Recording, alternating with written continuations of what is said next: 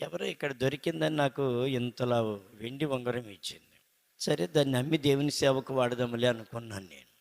ఎప్పుడైతే అది నా దగ్గరికి వచ్చిందో అప్పటి నుంచి మహాభయంకరమైన శోధన అనమాట. ఆ శోధన నేను తట్టుకోలేకపోతున్నాను, భరించలేకపోతున్నాను. ఏంటి ప్రభా ఎక్కడిది ఇది అని చెప్పి ఆ ఉంగరాన్ని పేటేరులో తీసి బ్యాగ్లోంచి తీసి ఇసురు పుచ్చుకుని బారేశాను.